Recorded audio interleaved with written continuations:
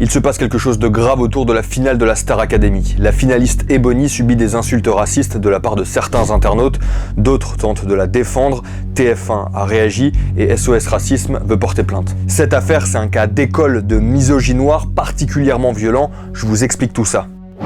Sur les réseaux sociaux, il y a beaucoup de fans d'Ebony, mais il y a aussi énormément de critiques négatives sur la chanteuse de 20 ans, régulièrement en tête des classements des professeurs de cette 12e saison de la Star Academy. Si ils me font perdre Marine face à l'autre fier cul qui se la pète là. D'autres commentaires sont clairement racistes. Il ne faut pas seulement se dire qu'il n'y a que les personnes d'extrême droite qui détestent Ebony, il y a aussi un racisme ambiant, un racisme intériorisé qui vient d'une histoire, qui vient d'une culture, qui font que beaucoup de personnes qui se disent sûrement pas racistes l'ont en horreur aussi. Ils ont intégré des biais inconscients qui font que quand ils voient une femme noire dans certains espaces où on n'a pas l'habitude de les voir, vont le voir inconsciemment d'un point de vue négatif. Estelle décrit les attaques subies par Ebony comme étant de la misogynoire. Ça a été conceptualisé par l'universitaire américaine Moya Bailey. La misogynoire, cette façon de déprécier en fait les femmes noires, les femmes racisées de façon générale, c'est une sorte de cocktail, si vous voulez, entre la discrimination raciste, sexiste et permettre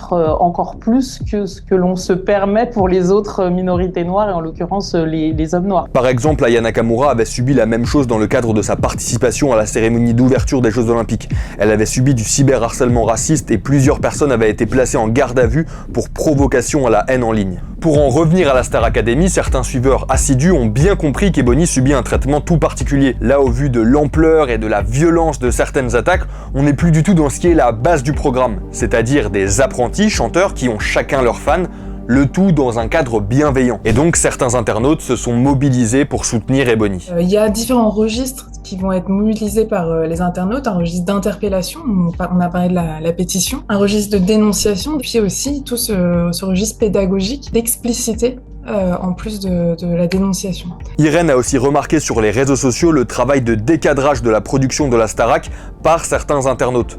Ils retrouvent des extraits non coupés, accessibles en payant, pour déconstruire les reproches formulés à Ebony sur son arrogance ou son manque de sororité par exemple. En réaction à la mobilisation en ligne pour soutenir Ebony, TF1 et Endemol ont publié un communiqué le 23 décembre. Ils dénoncent des propos haineux qui visent les candidats sans évoquer les termes misogynoire ou racisme. Je les ai contactés pour leur demander s'ils souhaitaient mettre à jour leur déclaration. Endemol m'a répondu avoir signalé à la justice en décembre plusieurs propos à caractère raciste visant deux candidats, Ebony et Franck.